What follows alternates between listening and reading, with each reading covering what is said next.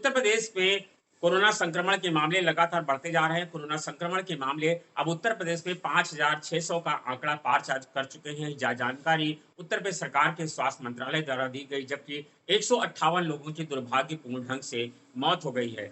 उत्तर प्रदेश ही नहीं, देश के कई राज्यों में कोरोना संक्रमण के मामले बढ़ते जा रहे हैं। आज डब्ल्यूएचओ ने एक बड़ा फैसला लिया है। डब्ल्यूएचओ ने देश के 7 राज्यों से अपील की है कि वो लॉकडाउन 4 में जो ढील दी गई है उसको समाप्त कर दें। यानी कि जो लॉकडाउन 3 में जो ढील चल रही थी उसी को फॉलो करें, और लॉकडाउन 4 में जिस तरह की जो भी ढील दी गई, चाहे वो बाजार खोलने के, चाहे वो ऑफिसें खोलने के, चाहे वो दुकान खोलने के।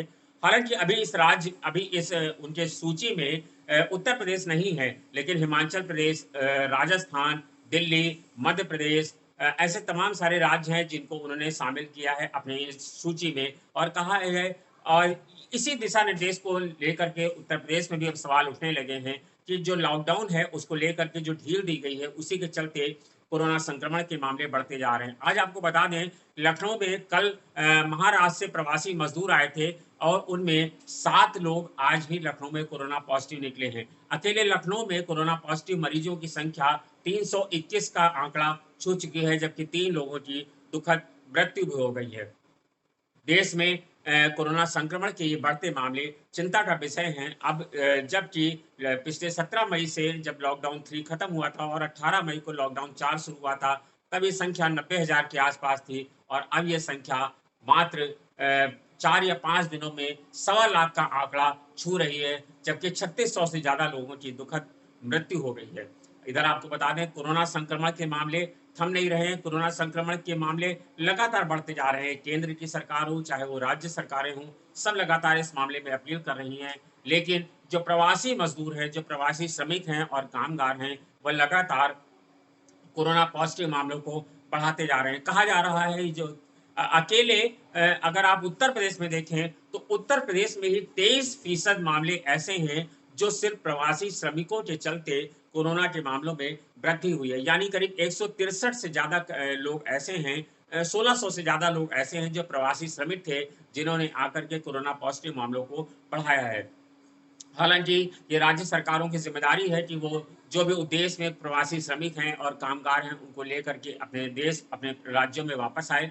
लेकिन ये प्रवासी श्रमिक और कामगार से जो संक्रमण बढ़ रहा है, वह लगातार कम नहीं हो रहा है। और उधर कल मुख्यमंत्री योगी आदित्यनाथ ने कल एक बड़ा फैसला लिया था और कहा था कि जो लोग भी कोरोना संक्रमण में हैं, होम क्वारंटाइन का पालन नहीं कर रहे हैं, बड़े लोगों को देखा जा रहा है, तो उन्होंने ऐसे लोगों के पोस्टर घर के बाहर लगाने का निर्देश दिया था। कहा था कि इन लोगों के घर के बाहर एक पोस्टर लगा दिया जाए, ताकि लोगों को जानकारी मिल सके कि फला घर के लोग कोरोना पॉजिटिव हैं। तो कोरोना पॉजिटिव मामलों को लेकर के स्थितियाँ बेहद चिंताजनक हैं, और उत्तर प्रदेश में ही नहीं, देश में भी एक संख्या लगातार बढ़ती जा रही है। उधर दूसरी तरफ आपको बता दें, कोरोना को लेकर के ही देश में एक समिति बनाई गई थी। समिति ने एक फैसला दिया है जिसमें कई सारे अर्थशास्त्री हैं, कई सारे लोग हैं, जिसमें रामचंद्र गुहा, योगेंद्र यादव, हर्ष मंदा जैसे लोग शामिल हैं। इन लोगों ने देश को एक बड़ी रिपोर्ट दी है। उन्होंने अपनी जो रिपोर्ट सौंपी है, उसमें कहा है कि देश अर्थव्यवस्था के दौर से गुजर रहा है। देश की अर्थव्यवस्था, गिरती अर्थव्यवस्था बेहद चिंता का विषय है। लेकिन उन्होंने जो रिपोर्ट दी है और उसमें जो सवाल उठाए हैं, उसमें जो मशविरा दिया है वह देश के लिए चिंताजनक भी बन रहा है। हर्षमंदर, रामचंद्र गुहा और योगेंद्र यादव जैसे लोगों ने, ये माना जाता है देश के बड़े बुद्धिजीवी हैं, तो इन्होंने जो रिपोर्ट सौंपी है उसमें कहा है कि जो जब कोई देश पर आपदा आती है तो देश की निजी नागरिकों की जो संपत्ति होती है वह राष्ट्रीय संपदा होती है। तो ऐसे में देश के नागरिकों का जो धन है, वह देश के नागरिकों को जो निजी संपत्ति है उसको राष्ट्रीय संपदा घोषित किया जाए और सरकार उसका अधिग्रहण करे। उन्होंने कहा कि इसको चलते देश की अर्थव्यवस्था को एक स्तंभ मिल जाएगा, मजबूती मिल जाएगी। हालाँकि इन लोगों ने कई माँगें भी उठाई। उन्होंने कहा जैसे कि जो पैसा आवे उससे जो है प्रवासी श्रमिक और कामगार हैं उनको 10 दिन के अंदर लाया जाए, 10 दिन के अंदर उनके घर पहुँचाया जाए। दूसरी माँग उन्होंने ये की है, कहा है कि जो भी मज़दूर हैं उनको 5 किलो नहीं, उनको 10 किलो राशन का अनाज दिया जाए। इसके अलावा उन्होंने कहा कि हर परिवार को 200 दिन की रोजगार की गारंटी दी जाए, और उन्होंने कहा कि जो कर्मचारियों की नौकरी जा रही है उनको मुआवजा दिया जाए। ऐसी बहुत सारी मांगे उन्होंने इस रिपोर्ट में उठाई हैं। कहा है कि इस रिपोर्ट जो देश के सामने जो आर्थिक संकट है, उससे निपटने के लिए सरकार को लोगों की निजी संपत्तियों का अधिग्रहण करना चाहिए। इसके अलावा आपको बता दें, एक और अहम खबर है। अहम खबर ये है कि जो उत्तर प्रदेश में बस को लेकर के राजनीति अभी थमी ही नहीं थी कि अब उत्तर प्रदेश के भारतीय जनता पार्टी और कांग्रेस और बसपा, ये तीनों दल एक साथ आकर के खड़े हो गए हैं और राजनीति जो है वो अभी थम नहीं रही। जहां आज प्रियंका गांधी ने भारतीय जनता पार्टी पर आरोप लगाया और कहा कि जो भारतीय जनता पार्टी कांग्रेस के प्रदेश अध्यक्ष अजय कुमार लल्लू को उनकी सेवा कार्यों के चलते उससे उनसे घबरा गई थी। 67 लाख लोगों को हमने खाना पहुँचाया, भोजन पहुँचाया, रहने की व्यवस्था कराई, ये सब कराई। इसके चलते ही अजय कुमार लल्लू को जेल भेजा गया है। उन्होंने कहा कि जो है उनको जेल के क्वारंटाइन सेंटर में रखा गया है, जो गलत है। और अजय कुमार लल्लू जब देश में और लोगों को जेल से छोड़ा जा रहा है, तो उन्हें बिना ऐसी मामले दर्ज किए गए और उन्हें 14 दिन के लिए लखनऊ के जेल में रखा गया है। ऐसे प्रियंका गांधी ने ऐसे कई सारे सवाल मुख्यमंत्री योगी आदित्यनाथ पर आरोप माने हैं। उधर आपको बता दें, योगी आदित्यनाथ ने इस सवाल का जवाब नहीं दिया, लेकिन इसके जवाब में हमलावर हो गई हैं मायावती। मायावती जो बहुजन समाजवादी पार्टी की सुप्रीमो है, लेकिन इन दिनों उनका भाजपा के साथ ताना बाना चल रहा है और वो भाजपा के सुर में सुर मिलाती हुई दिख रही हैं। उन्होंने कहा कि कांग्रेस कांग्रेस सिर्फ बयानों की राजनीति करती है। कांग्रेस लोगों के साथ न्याय नहीं कर रही है, कांग्रेस अन्याय कर रही है।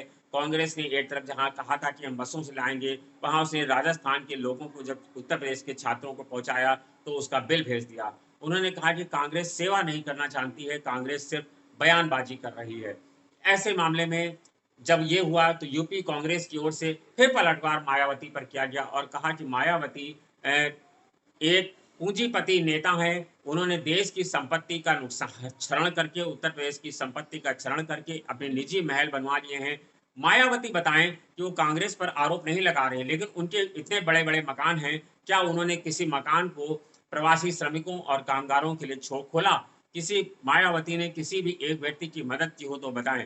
तो ये बयानों की राजनीति है जो उत्तर प्रदेश में इन दिनों गरमाई है। किसी का ध्यान प्रवासी श्रमिकों के बजाय बल्कि लगा हुआ है कि कैसे अपनी अपनी राजनीति को चमकाया जाए। अपनी अपनी राजनीति को चमकाने के लिए राजनीतिक दल लगे हुए हैं, लेकिन फिलहाल देश में और प्रदेश में जो कोरोना पॉजिटिव मामलों की संख्या है वह बढ़ रही है, वह बेहद चिंता का विषय है। डब्ल्यूएचओ ने अभी जो 7 राज्यों को लॉकडाउन ढील करने की समाप्त करने की एक राय दी है। अब देखना है कि लॉकडाउन 4 में जो ढील दी गई है वह यह राज्य समाप्त करते हैं या नहीं करते हैं। फिलहाल अभी उस सूची में उत्तर प्रदेश नहीं है, लेकिन जिस तरह की स्थितियां हैं उससे उत्तर प्रदेश महाराष्ट्र और दिल्ली की तरह बहुत तेजी से बढ़ रहा है।